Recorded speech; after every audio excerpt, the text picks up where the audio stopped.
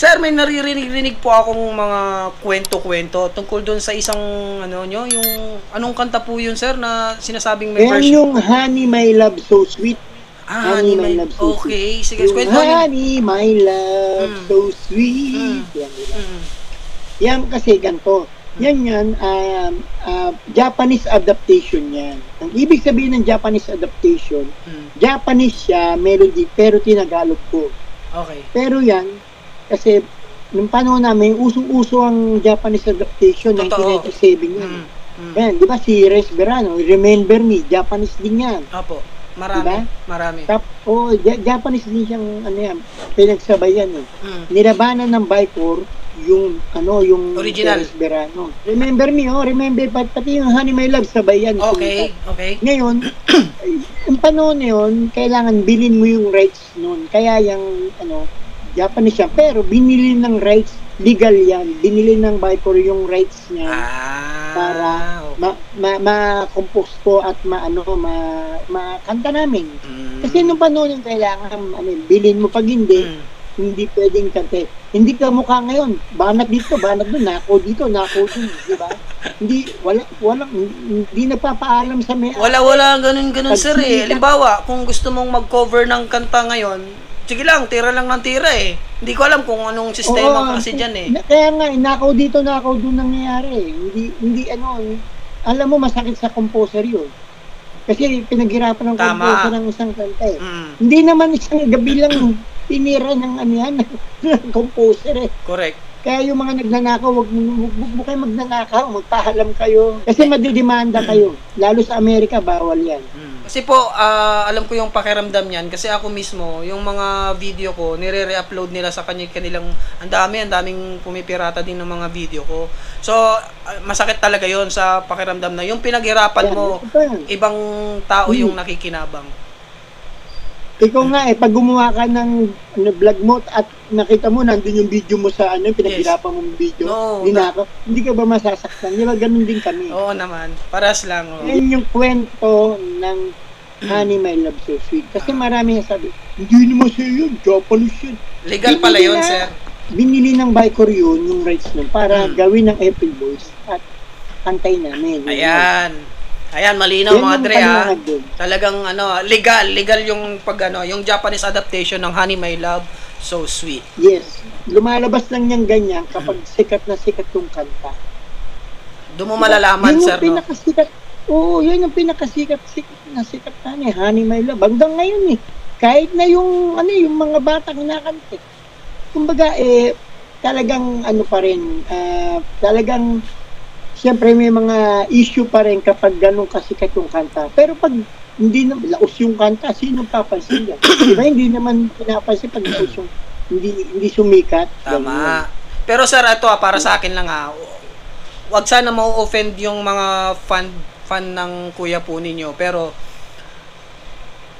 kung ikukumpara po kasi, kung para sa akin, ikukumpara ko yung music ninyo sa kuya po ninyo, mas talagang gustong-gusto ko pa rin po yung mga kanta nyo. Talagang siya yung inuulit-ulit ko kumpara po sa kabila. Sa kuya. Yeah. Maraming salamat naman. Totoo yun. Pero ito yung totoo lang. Ang kuya ko kasi may sariling fans yan. Meron siyang mga sariling talagang umiidolo sa kanya. Siyempre naman po. Ang mga fans ni Kuya April ko, talagang hindi mo maaagaw sa kanya yun. May kami naman, ganun din ni Jimmy, may mga fans kami na gusto kasi ang kanta namin mas smooth. Alam mo, smooth yung mababa na masarap sa tenga. Suabe lang. Si April ko masyadong matataas ang kanta niya. Correct. Siyempre, kapag pinanta mo yun, parang hindi ko kaya dahil masyadong mataas yung kanta ng kuya mo. Ang kinakanta nila, yung April Boys, Bingo and Jimmy, dahil mababa lang, may smooth Suabe lang. Hindi mo maano sa tenga. Yun yung formula namin talaga yun.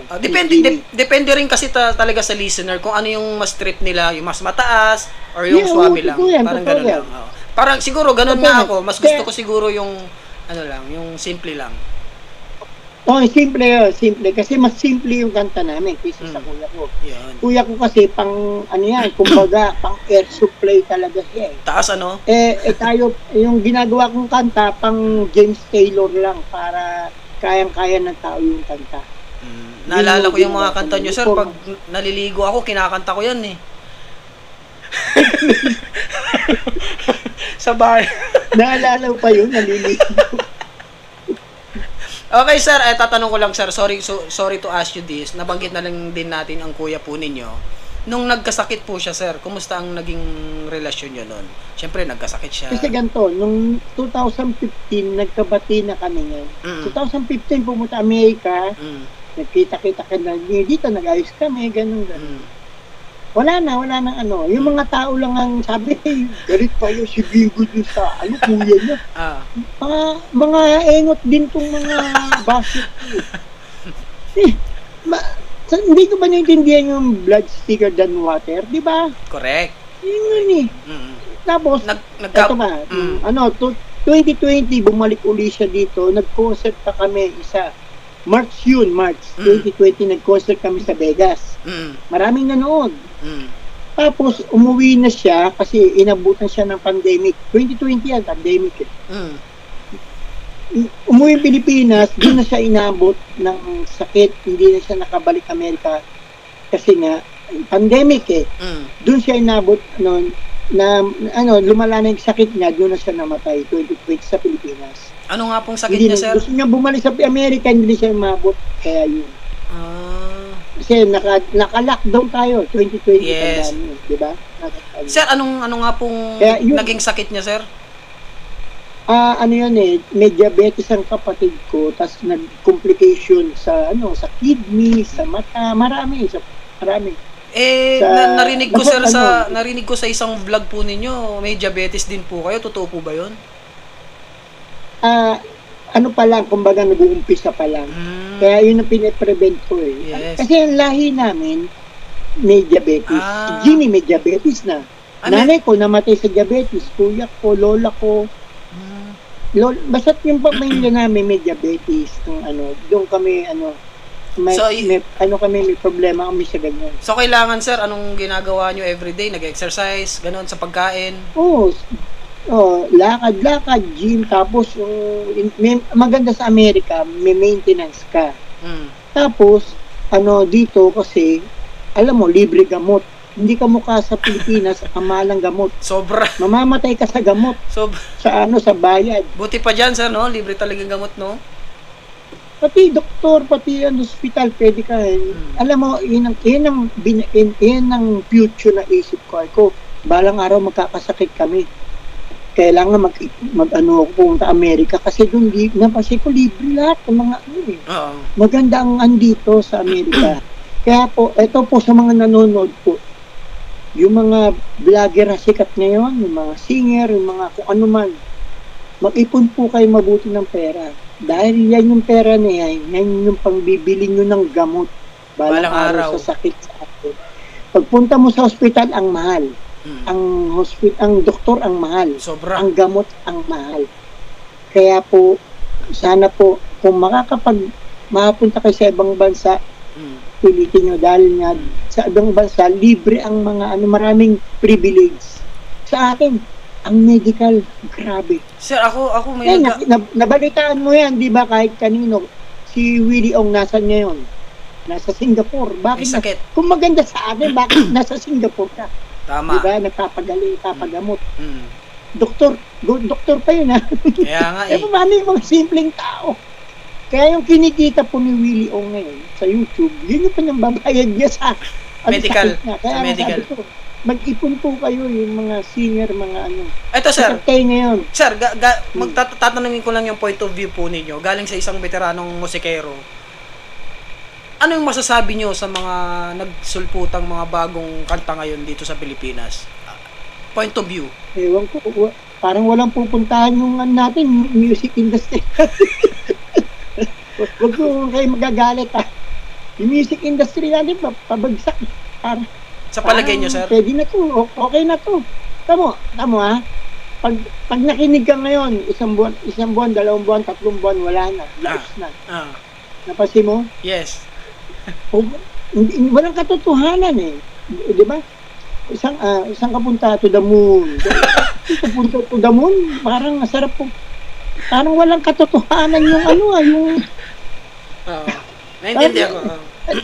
tapos, di ba yung industriya natin, nakaw dito ng nakaw doon. Tapos ba talagang puro, gumawa kayo sarili yung kanta. Please naman, Diyos ko na wag kayo magnakaw. Magalit na kayo sa akin. Yun ang katotohanan eh. Yes. Diba? Totoo.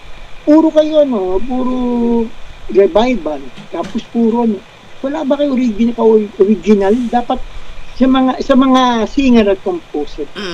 Sana po wag puro na lang yung kanta ng iba kakantayin niyo. Mas maganda gumawa.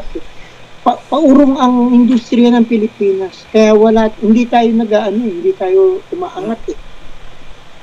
'Di ba? Napansin mo ngayon pumunta ka ang pinapasikat yung mga lumang kanta, gusto naman 1975, 1980 pa tong kanta na to. Pinapasikat niya pa rin hanggang ngayon. Tama. If I ever fall in love. Bata pa ako nun, di pa ako So yung point po ninyo, sir, gumawa ka ng original mong kanta, ganon? Gumawa kayo, mag-recording kayo kasi gusto nyo trabahong tamad ayaw mag-recording bago. Pero sir, ito kasi narinig ko na dito sa ibang mga kaibigan nating mga musicians. Gaano kahirap ang mag-umpisa sa music noong panahon ninyo? Mahirap ba? Kumpara ngayon? Hindi ngayon mas madaling magpasikat. Ngayon na kasing social media. Gumawa ka lang ng kanta eh. Kahit na magnako ka ng kanta eh, magkantay mo ng konti, baguhin mo lang ng konti. Pwedeng sumikat ka agad eh. Mag-trending lang. Makatsamba kang trending, sikat ka na kagad. Nung panahon namin, pre, ang hirap. Pupunta ka sa radio station. Yes. Magbabayad ka ng payola. Tapos mag-guest ka ng TV. Mag-ano ka ng mga paso. Naku, ang dami. Mahirap magpasikat ng panahon namin. Kaya pag ikaw nakasumikat ka ng panahon namin, napakaswerte. Talagang pinaghirapan, sir, no? Alam mo ba yung Honey My Love, sumuka ako ng dugo dyan sa hirap nun bago napasikat yan. Honey My Love, Bakit po? Pumunta, ang dami namin pinunta, Baguio, punta kami Mindanao, punta Visayas. Magta-travel kami para ma-promote, mapuntahan yung mga iba-ibang station, radio station. Tapos, nag-gigis kami sa mga TV. Tapos, biglang makaanin mo, mayroong kakanta ng iba. Papairit lang pala ng mga muslim. Okay, so, meaning, malaking factor ngayon yung, kumbaga, yung social media, para doon sa mga social media, iba na ngayon. Madaling magpasikat ngayon. Gawa ka lang konting kanta. Katulad ko, gawa akong kanta. Pag nag-viral, sikat ka na. Di ba? Sir, sumayaw nga yun. Sa Araheronimo, nag-viral sikat ka agad. Kayo sir, dahil musicians po kayo, no? Sino ba ang inspirasyon ng grupo ninyo? April Boys? Air Supply talaga. Air Supply. Kasi nung bata kami ni Kuya April, binaprax namin Air Supply kasi yung range ng boss namin, Air Supply. Kung hindi Air Supply, Journey. Ang tataas, sir. Oo. That's Freddie Mercury, pero pinakaano talaga Air Supply. Yun talaga yung impluwensya ng Kaya April yun ang Boys. naging namin, sabi namin, gagayahin natin to balang araw. Sisikat din tayo, sabi namin. Ang lakas ang loob namin ni Kuya April. Si Jimmy kasi tahimik lang. Mahina ang loob ni Jimmy. Sumusunod lang siya. Pero kami ni Kuya April, napakalakas ang loob namin. Yun ang kapag meron kaming dala-dala isang baul na lakas ang loob. Ganun kami katindi. Si Sir Jimmy, sunod lang sa inyong dalawa. Oo. Kumusta si Sir Jimmy ngayon, sir? Kumusta siya ngayon? In behalf of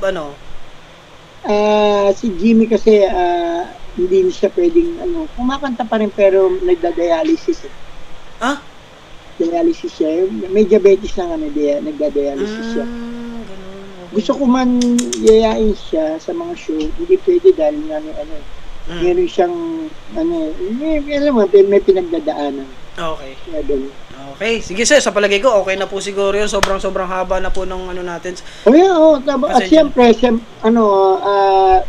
na rin, dudugtong ko na rin. Sige po. Ang April Boys po, meron po kaming 10 album na nagawa. Na akala kasi ng tao, ang kumanta nun, lahat kuya ko. Hindi po, si Bingo at si Jim po ang kumanta po ng iba.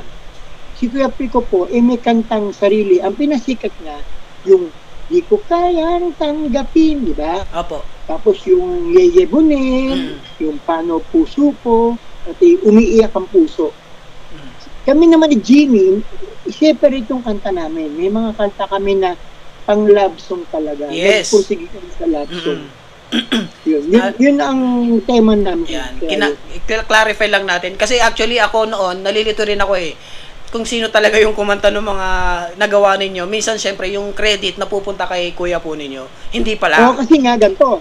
Ito pa, kaya kala na ng tao, dahil maaga kami nagpunta ng Amerika, nawala kami for 20 years, kala ng tao, yung mga bagong millennial, yung mga Gen Z, kala nila, si April Boy pa rin kumanta noon. Kasi nga, wala kami sa eksena na Opo. Kaya yun ang nangyari, hindi nila alam, meron pa palang 2 April Boys. Nung mamatay ang kuya ko, nalungkot ang tao, kala nila wala na. Bigla ako lumabas. Sino to? Sabi, sino tong tukmol na to? Ginagay si April Boy. Hindi nila alam, isa ako din sa April Boy, yung original. Talaga? Gumagaya ka daw, sir? Maraming nagagalit sa akin, mga, parang trying hard daw ako. Hindi ako trying hard. Ako yung gumawa ng kanta namin. Diyos ko naman, 120 kanta ginawa ng April Boys. Namang hindi mo alam. Dami, Mag-research ka, di ba? Bingo Regino. Bingo Regino. Puro Bingo Regino lahat kung gumawa ng kanta. Yes. Sir, yun yung mga hindi naman talaga fan yun, sir. Ano lang yun. Nakikinig lang pero Tama ka. Yung mga hindi talaga solid na fan yun. Naniniwala ako sa mga ganun. Siyempre, yun nga paniwala ko rin na hindi talaga fan. Nakikinig lang siya. Oo. Pero hindi niya alam yung history. Hindi niya alam, tama. Okay, sir, pasalamatan naman natin yung mga followers ng Rai TV kasi I'm sure yung mga followers ko matutuwa ngayon kasi na-guest po namin kayo dito sa aming munting show. At siyempre, sa mga followers po ni Rai TV, sana po suportahan niyo po lalo siya. Itong tao na to is gusto lang magpasaya. At ako na rin, kasama ko, napasaya niya ako dahil pinapanood rin yung mga video niya. Salamat po, thank you po. Siyempre gusto ko yung mga video mo totoo lang. Kasi nakikita ko, ito pala yun dati. Kaya nakaka-relate kayo, sir. Ako, okay, yan. Sir, last na request na lang. Baka bigyan niyo kami ng konting sample naman ng ito. Kapag nakita ka, ako'y nahihiya, at pagkausap ka, ako'y namumula. Sabi ng puso ko, ako'y in love sa'yo. Sana ay mahalin mo rin ako. Alright! Maraming salamat po from the bottom of my heart, sir. Bingo. At siyempre, more power sa'yo, Rai TV, at siyempre sa tito mo. Sabi mo, hindi mo. Yes! Naku, matutuwa yun. Tatawagan ko mamaya. Papakita ko sa kanya. Sir Bingo, maraming salamat po. Ingat po kayo dyan palagi. Maraming salamat at more power sa'yo. God bless you. Thank you po. Tuloy mo lang yung ginagawa mo. Marami kang pinapasaya. Maraming salamat po. Sir, ingat kayo dyan Thank you. Regards po kay Sir Jimmy. Salamat po. Thank you. Okay. Bye-bye. Thank you. Bye-bye po. Huwag kalimutan mag-subscribe. Paalam.